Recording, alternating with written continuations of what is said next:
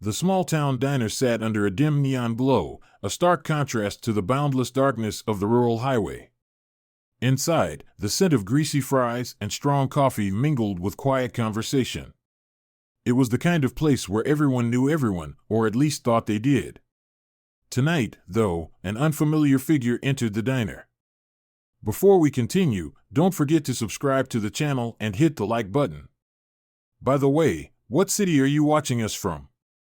Write it in the comments, we're curious. Mike Tyson, retired heavyweight champion, walked in with a quiet confidence. His presence turned heads, but he wasn't here to impress.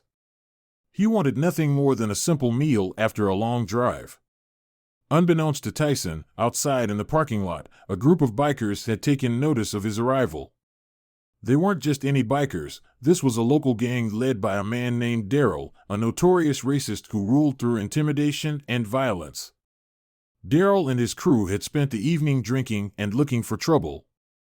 When Daryl spotted Tyson entering the diner, his lips curled into a sinister smile. He didn't recognize the former champion, nor did he care.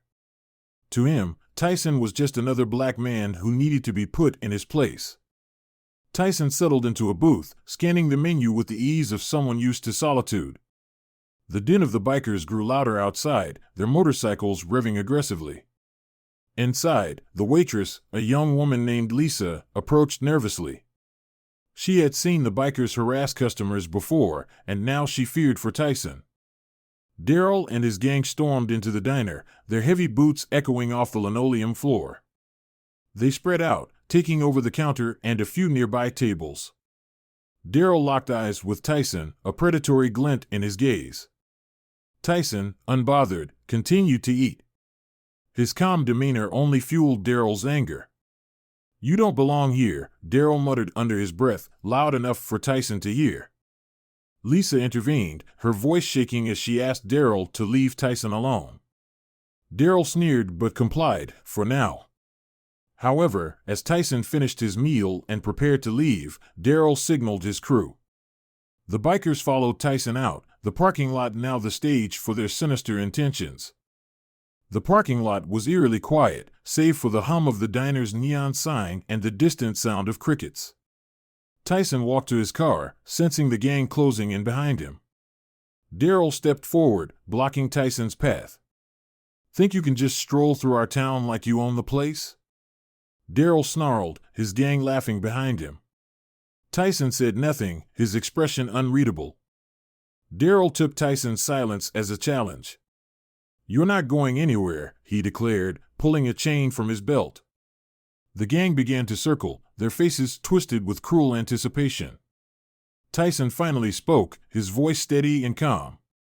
"You don't want to do this," he warned. But Daryl wasn't listening. He raised the chain, ready to strike. Years of training and discipline surged through Tyson's veins. As Daryl swung the chain, Tyson dodged with the precision of a predator. The gang was caught off guard by his speed and strength.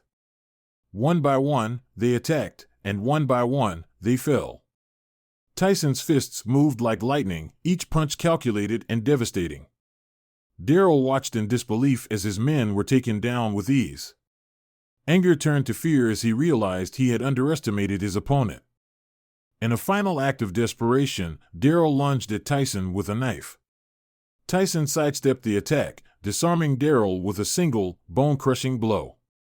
The gang leader crumpled to the ground, groaning in pain. The chaos subsided, the once menacing bikers now scattered and defeated. Tyson stood amidst the wreckage, his breathing steady, his expression unchanged.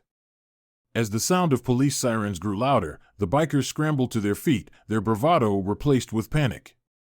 The sheriff arrived, surveying the scene with a mix of shock and understanding. Daryl and his gang were arrested, their reign of terror finally over. The sheriff approached Tyson, recognizing the former champion. "Thank you," he said simply, shaking Tyson's hand. Tyson nodded, his expression distant. He wasn't seeking gratitude, only fairness. Word of the incident spread quickly, and the town hailed Tyson as a hero. But for Tyson, the night was a grim reminder of the prejudice that still existed in the world. As he drove away, the diner's neon signs fading in his rearview mirror, he reflected on the fight, not just the one in the parking lot, but the larger battle for equality and justice. Mike Tyson knew his strength was a gift, but it was also a burden. And on nights like this, he bore it with quiet dignity, determined to stand against the darkness wherever it appeared. Don't forget to subscribe to our channel and like this video to show your support.